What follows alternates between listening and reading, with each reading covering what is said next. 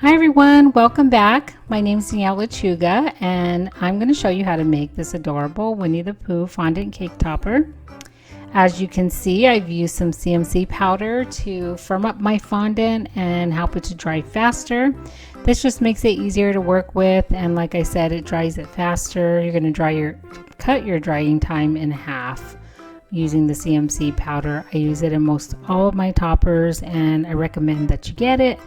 And I will post links below for all of the tools and supplies that I use to make this topper. So what I've done so far is I just rolled out the body into a teardrop shape, and I used my clay cutter to cut off the top so that the head fits nicely onto that. I need to go ahead and just trim a little bit more. It's a little tall still. This topper, when finished, it's going to be about 3.5 inches tall. That's kind of like a normal size for fondant cake toppers, usually in a sitting position. And so to attach the head, I use just a little brush of water, and here I'm just further defining the snout nose area just by rubbing the sides. As you can see, that's created like the little cheek area and where the nose is going to go. You could put supports in this for extra stability. However, I choose not to usually if I don't have to, if I feel that it's going to be stable enough without it, just because I get concerned that children might pick it up and bite into it. I wouldn't want anybody to ever choke on it.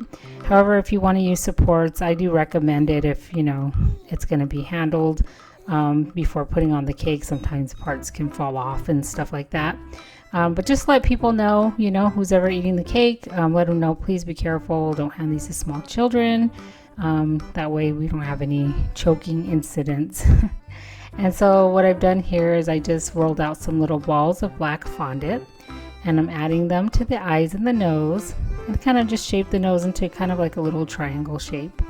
Here I'm just rolling out the fondant for the mouth, the inside of the mouth, and I just cut it out using an X-Acto knife. And I'm just going to place that inside.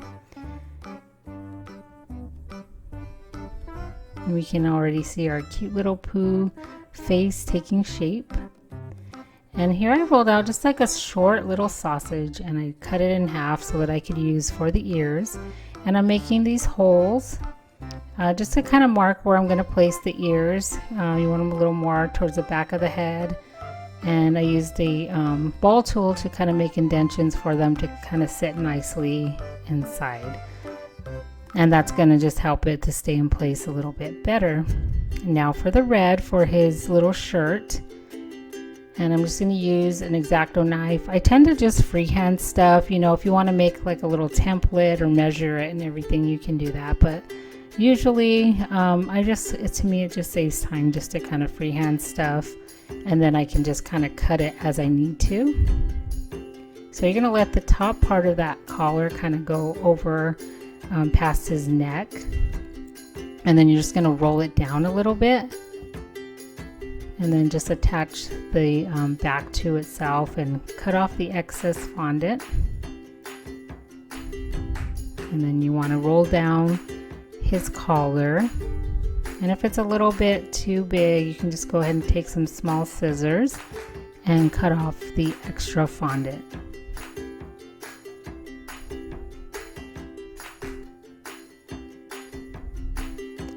Now we're going to do the arms, and I'm just going to roll a little sausage shape. And you want to make sure it's thin enough for the arm. Just kind of eye it and see how fat you want the arms. They're pretty thin. And for the hands, I just kind of press the ends of the fondant and then use my fondant tool to kind of make just like a little line for it's just like they're like mittens almost. They're not like, you don't have to make fingers or anything, so it's pretty simple. On the next foot, I'm going to slow it down a little bit so you can see what I'm doing exactly. So I just bend the bottom of the foot and I press down, and that makes the bottom part of it flat. I press it against my mat, and then I cut the part that's going to be attached to the body at an angle, and you can add a little bit of water to attach the leg, and you can just use a damp brush to attach it. Sometimes the fondant is tacky, so you won't always see me add water, but sometimes it is needed. And now I'm making the little honey pot, and I'm just rolling it. I rolled it into a ball, and then I kind of made it almost like a teardrop shape, and then cut off the top.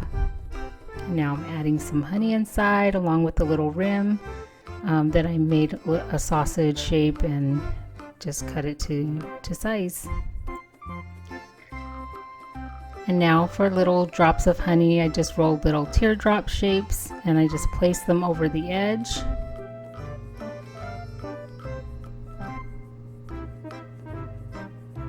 And then use my fondant tool to kind of just blend it in. And one more little drop of honey.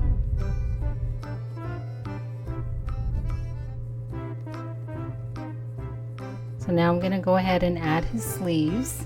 And for the sleeves, I'm just going to do, they're kind of like half circles. And I just freehand cut those just by judging the width of the arm. That's going to be a little bit wider. And you could just probably cut like an oval shape and then cut that in half for the sleeves. And you can attach your sleeve by adding just a little brush of water to attach it.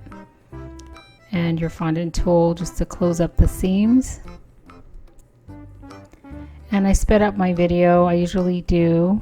I tried this time to speed it up a little bit less, hopefully just so you can see the details and get more of how each part is made. I want it to be easy to understand. Let me know how you like it, or if you like it a little bit faster. I personally don't have a ton of patience to sit there for like an hour, 20 minutes to watch something. I just like to get the gist of it. So that's why I usually do my videos fast. But yeah, I just used an edible marker here. And I almost forgot the tongue, so I just added that in and just made like a little line to make like to kind of define it, I guess. And we are finished. Isn't he cute? Thanks so much for watching, guys. Don't forget to like, comment, subscribe. It really helps me out. Thanks for watching. See you next time.